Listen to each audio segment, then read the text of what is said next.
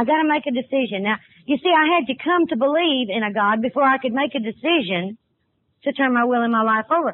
I could not give myself to the God that I had when I came. I couldn't do that. Now, I could allow Lou Bell to give me directions. I could allow her to do that. And she kept saying, but I can't be your God. This is what you've always done. You've allowed somebody to be your God. She said, you're going to have a power that's greater than a human being. Something that's greater, because human beings, we can't do everything. So we're going to have a power greater. And I said, well, how do you find that power? And she said, the power is there, and it's hiding in the one place you never think to look. It's inside of you. She says, you got to look inside.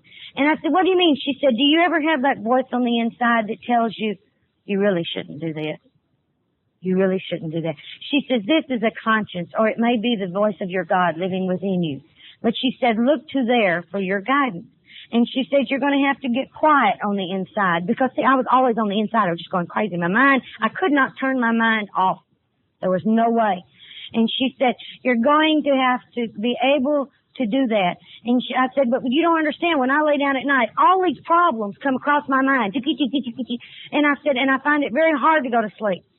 She said, well, why don't you do this? She said, in the kitchen we had a light that you could pull down. It was weighted, or push it back up.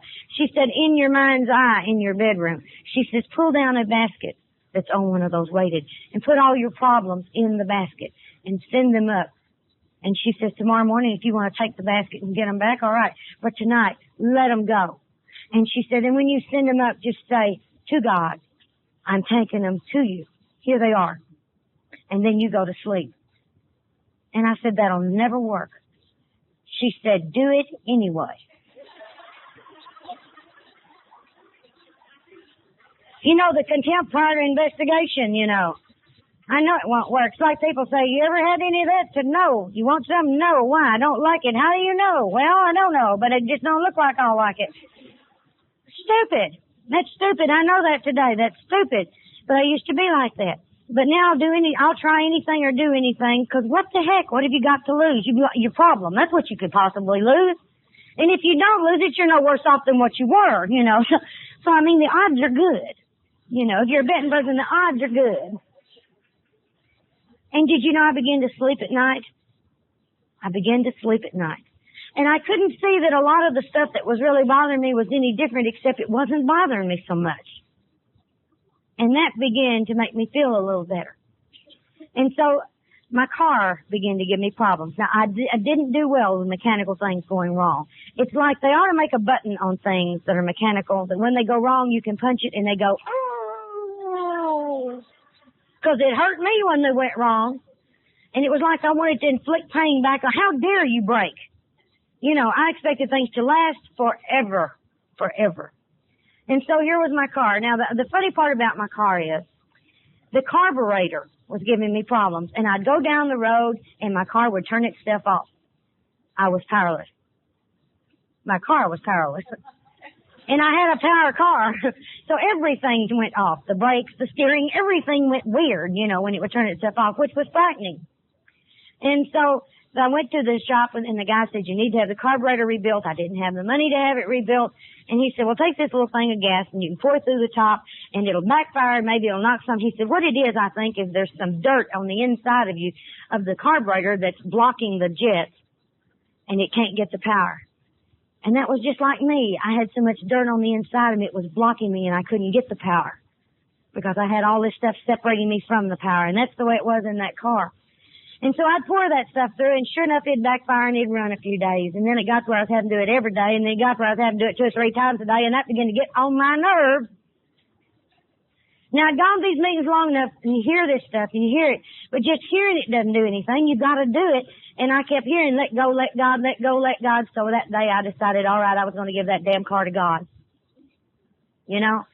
And I said, okay, God, this is Mary Pearl at 409 Healy. I didn't want him to mix me up with anybody else.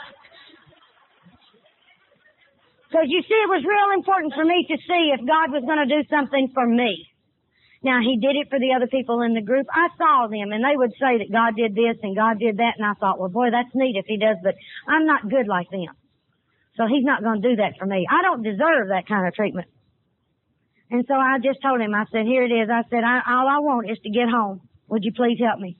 Because I'm desperate today. And I went out there and they told me that, you know, take the action. So I poured the stuff in, turned it on, nothing happened. It chugged and spit and what have you and quit. And I said, God, it ain't getting there like that. I said, now all I've asked here is just to get me home. It's not that big a deal. It's not but a couple of miles. But I sure want to go home. I'm tired. I'm frustrated. I'm hot. I said, I want to get home more than anything today.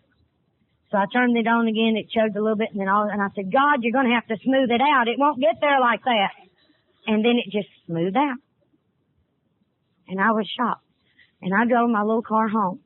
And I got out of it. Now, a lot of people might say that was a coincidence or it just took that long. And it's not important. Like I said, it's not important what other people think today. But I know that on the inside of me, I had a feeling that I didn't have back there on the highway. And when I got out of my car, I got down and I knelt on the ground in my yard by my car. And I said, thank you to a God I had not believed in for getting me home. And I knew on the inside that I had asked for some help and that I had received help. Now that I knew. And I felt like there might be a suspicion that that God might have something to do with me. And that's where I began to start on my journey to having that God. And so now, and after a while, some more things happened that would confirm with me. And I began then to try to develop a God consciousness by asking God to go with me. And whatever I did to ask Him to accompany me, I'd say, come on, God, let's go to the store. Come on, God, let's go to work. God, we're going to get in the car now. God, help me drive. God, help me. And I began to just to do and say it, whether I believed it or not. But I began to feel different, and I began to feel more calm on the inside when I do that. And I found out that my driving habits changed when God started riding with me. I no longer found it necessary to cuss that guy out that pulled up in front of me. Instead, I'd say, God bless that man. He needs some help. Or I would say, God bless this person. God bless that person. And I wasn't becoming a spiritual giant or a religious nut. It's just that I was trying to practice the presence of God. And as I did that, I began to feel different on the inside, and I didn't hate that guy for cutting me off at the pass. I no longer had those feelings, and the anger, that terrible anger I had on the inside of me had begun to go away. The anger was beginning to recede.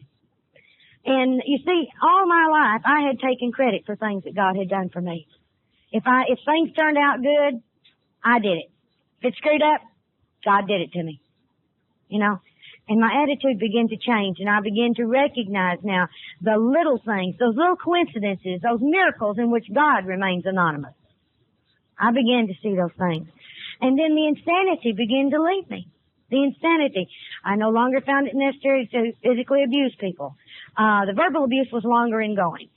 But my thinking began to get better. I didn't think such crazy thoughts all the time. And when I did think them, I could recognize that I was thinking a crazy thought. But an awareness began to come to me that I was God's kid. I was a child of God. I wasn't a piece of trash anymore. I began to feel better about myself as a human being. I knew it didn't change those things I'd done in the past, but I was trying to live different today.